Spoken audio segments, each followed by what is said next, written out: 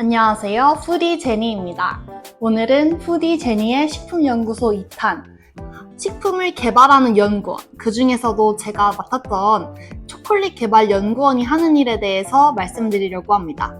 여러분들은 초콜릿을 개발하는 연구원이라고 하면 어떤 일을 하는 거지? 제품만 개발하는 건가? 그냥 우리가 집에서 베이킹 그런 유튜브 보면서 따라하면 그냥 뚝딱 만들어지는데 연구원들도 그냥 그렇게 하는 건가? 라는 궁금증을 한 번쯤은 가져보셨을 텐데요. 이 궁금증에 대해서 답하기 전에 한번 같이 초콜릿 개발 연구원이라고 하면 도대체 어떤 초콜릿을 개발하는지 한번 알아보기 위해서 제가 시장조사를 다녔습니다. 함께 시장조사하러 가보실까요?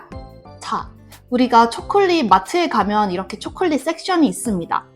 여기에서 보시는 것 같이 그냥 일반적인 플레인 판 초콜릿이 있어요. 뭐 밀크 초콜릿 판이라든지 아니면은 다크 초콜릿 판이라든지 이렇게 그냥 판 형태로 된 초콜릿이 있고, 또 어떤 거는 이런 플레인에다가 이제 견과류 같은 거라든지 아니면 초코칩이라든지 과일칩 같이 이제 초콜릿에 이런 다양한 부재료들이 섞여져 있는 판 형태도 있고요.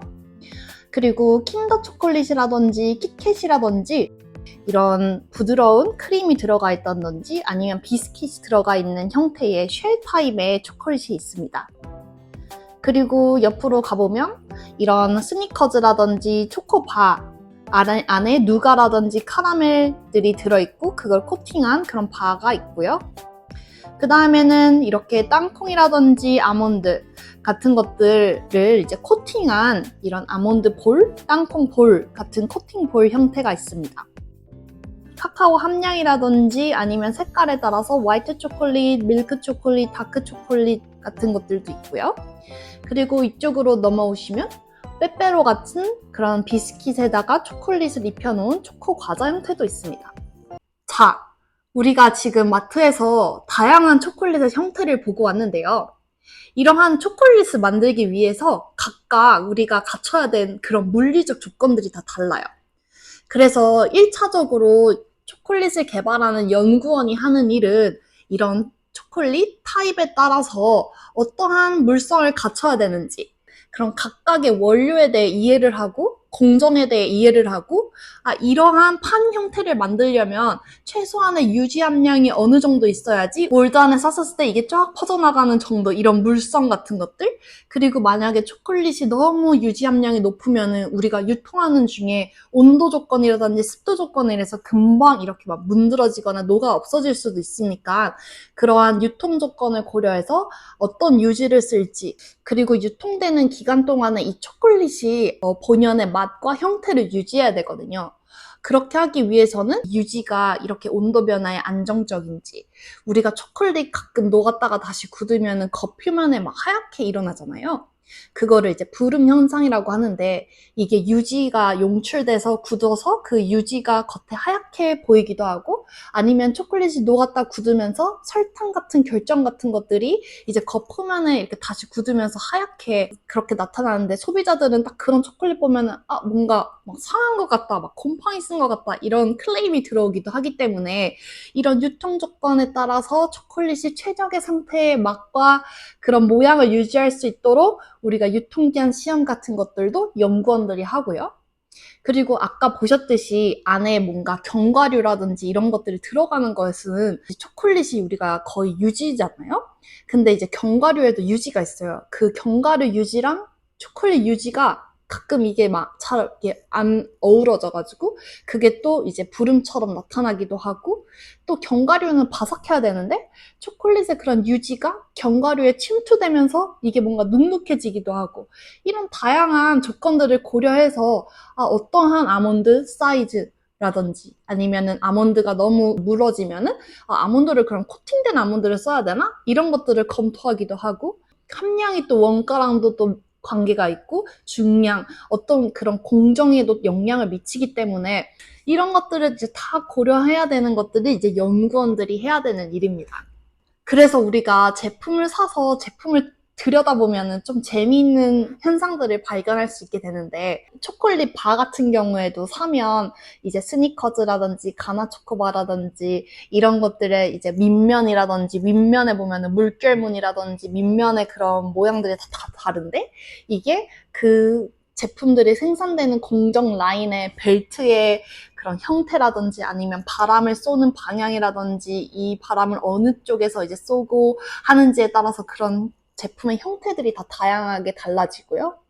그리고 우리가 코팅볼 같은 경우에는 이런 거대한 코팅팬을 이용해가지고 만드는데, 계속 이제 코팅팬이 돌아가면서 초콜릿을 이제 분사를 해서 이게 한 겹 한 겹씩 쌓이는 거예요. 그래서 내가 안에 화이트 초콜릿을 겉에 밀크 초콜릿을 코팅하고 싶다. 그러면 처음에는 화이트 초콜릿을 쏘면서 코팅을 하다가 마지막에 밀크 초콜릿을 쏘면서 코팅하고, 이런 코팅을 어느 정도 두께로 할지 이런 것들도 내가 실험실에서 여러 번 이제 테스트를 해보면서 어떤 물성으로 어느 정도 시간을 가지고 써야지 이 비율이 잘 맞는지 이런 것들을 다 고려해서 제품을 디자인하는 것이 이제 연구원들이 하는 일입니다. 이렇게 같은 초콜릿이라고 해도 형태에 따라서 다양한 제품들이 있고, 또 이 코코아 함량에 따라서 제품들이 또 규정되기도 하는데요. 이런 것들을 이제 나라에서 식품 공전에다가 다 규격을 정해놨어요. 그래서 이런 공전을 한번 찾아보시면은, 아, 초콜릿은 어떻게 분류되어져 있고, 뭐 비스킷은 어떻게 분류되어 있고, 정의가 무엇인지, 좀 더 내가 식품 연구원이 되기 위해서 제품을 좀 더 자세히 들여다보는데 도움을 받을 수 있기 때문에 제가 아래쪽에 그 식품나라 공전 링크를 걸어드릴 테니까 한번 들어가서 찾아보시면 좋을 것 같습니다. 두 번째로는 식품연구원이 하는 일 중에 공정을 개선하는 일에 대해서 간략하게 한번 소개해드리려고 합니다. 어떻게 초콜릿이 개발이 되는지에 대해서 원료부터 시작해서 공정 라인을 이해하고 제품이 생산되는 전체적인 과정을 이해해야 되는데요. 이 단계 중에 단지 원료의 단가를 낮추는 것 말고도 제품의 공정을 개선해서 원가를 개선할 수 있는 방법은 없을까? 이런 연구도 합니다. 그래서 초콜릿을 만드는 과정 중에 우리가 콘칭이라는 과정이 있습니다. 콘칭이라는 거는 코코아 빈의 원료에서 우리가 빈을 이제 발효를 시켜가지고 이제 우리가 코코아 원료, 코코아 메스라든지 코코아 파우더라든지 코코아 버터라든지 이런 것들을 이제 뽑아내게 되는데, 이 발효를 하는 과정에서 우리가 발효하면은 산 냄새도 나고 좀 안 좋은 냄새들이 많이 생긴단 말이에요. 그래서 이런 냄새들을 없애기 위해서 콘칭이라는 과정을 거치는데, 이 콘칭이라는 과정은 이런 거대한 탱크 안에다가 이 코코아 메스 원료를 넣고 계속 오랜 시간 동안 이렇게 저으면서 그 냄새를 휘발시키는 과정이에요. 근데 예를 들어서 만약에 이 과정을 예전에는 24시간을 돌렸어요. 근데 생각해보니까 왜 24시간을 돌려야 되지? 최근에는 이런 돌리는 속도라든지 기계의 그런 용량이라든지 이런 게 완전 옛날하고는 달라져가지고 더 이게 빨리 돌아갈 수도 있고, 이 기계가 좀 개선이 됐을 수도 있고, 아니면 원료 자체에서 그런 산배취가 적게 날 수도 있는데, 우리가 너무 예전부터 24시간을 사용해오고 있어가지고, 아, 그럼 왠지 이 시간을 좀 줄이면 전기라든지 온도를 유지하는 데 쓰이는 물을 좀 적게 쓸 수 있지 않을까? 이런 것들을 이제 공정을 이해하면 이런 것들을 개선해 나갈 수 있지 않을까? 이런 아이디어를 얻고 이거를 이제 실험을 해봅니다. 그래서 24시간 돌린 코코아 메스로 만든 초콜릿과 20시간 만든 거, 10시간 만든 거, 5시간 돌려서 만든 초콜릿의 맛을 비교해보면서 아, 뭔가 큰 차이가 없어. 그럼 우리는 이 24시간 하던 걸 뭐 10시간으로 줄여서 그 10시간 정도의 전기를 아낄 수 있고, 뭐 이런 공정을 계산하는 것들도 연구원들이 합니다. 그리고 혹시 여러분 그거 아세요? 이런 라면이라든지 뭐 제품들이 우리가 하나의 공장에서만 나오는 게 아니고, 우리 라면 보면은 뭐 안성 공장, 뭐 구미 공장, 뭐 대전 공장, 뭐 영등포 공장, 같은 제품인데도 생산되는 공장이 다 다른 거를 우리가 제품 뒤에 보면 이제 볼 수 있는데요.